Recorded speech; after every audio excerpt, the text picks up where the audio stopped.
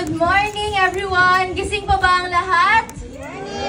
Kung gising pa, magsabi nga ng amen? Parang ang hina, hindi ko marinig! Amen! Amen! Maaari po ba tayong magsitayo at paunahan natin ang opening prayer?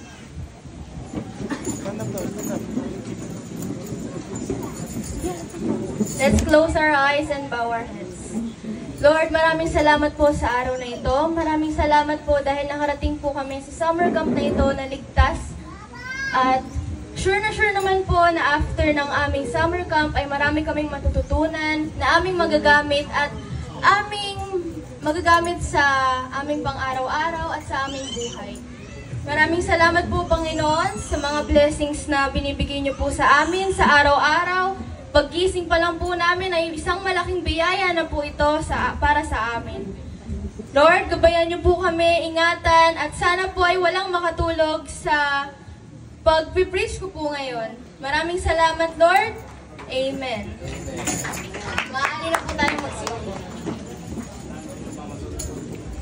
Kung meron po tayong mga Biblia kahit sa phone or Bible, ay open po natin ito sa verse na Psalm 91, verse 1 to 4.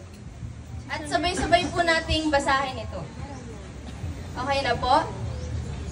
Psalm 91, verse 1 to 4. He that dwelleth in the secret place of the Most High shall abide under the shadow of the Almighty. I will say to the Lord, He is my refuge and my fortress. My God, in Him will I trust. Surely He shall deliver thee from the snare of the fowler and from the noisome pestilence.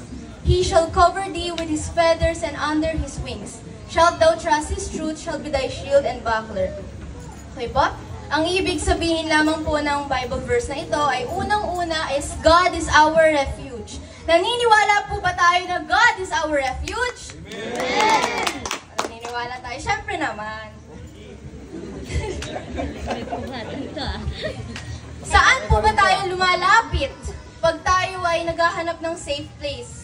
Saan po? Kay Lord. Kay Lord lang, di ba? Saan po tayo humihingi ng tulong? Pag wala na tayong makausap, pag wala na tayong malapitan. Sa Panginoon lang po, di ba po? Amen. Amen. Amen. Ito po, God is our refuge. Basahin ko muna po.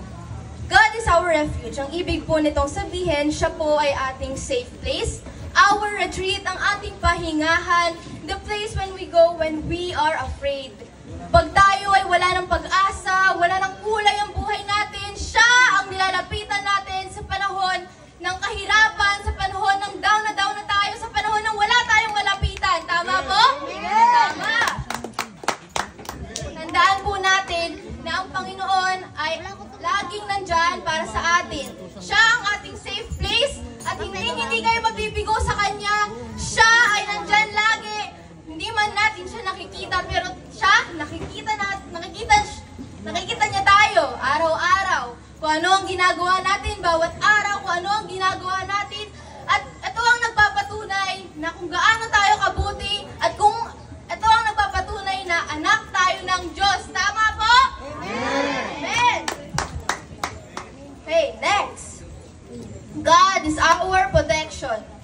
This psalm highlights God's protective power, assuring that believers will not fear the terrors of the night, arrows that fly by day, or pestilence. Ang ibig sabihin nito, si God ang pumoprotekta sa bawat Kristiyano na nandito sa loob ng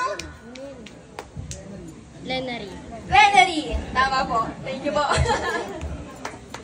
Siya ang nagpoprotekta sa atin. Siya ang nagpapatunay na kahit na down na tayo, wala tayong malapitan, at parang pasuko na tayo, pero siya yung nagpoprotekta tayo sa atin. Di ba po, sa Bible verse na akong binasa, sabi doon ay yung sa feathers. Yung feathers, sumisimbolo yung feathers, di ba po, ang mother chicken. Hindi niya po pinapabayaan ang kanyang mga anak, mga chicks, tawagin. Siya po ay kahit umuulan, kahit na anuman ang nangyayari, pinoprotektahan niya yung mga itlog na yon sa pamamagitan ng kanyang feathers. Ganon din po ang Panginoon natin.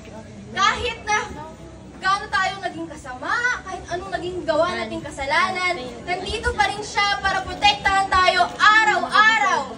Sa shield niya, siya ang naman po at maraming salamat po. Thank you, Tante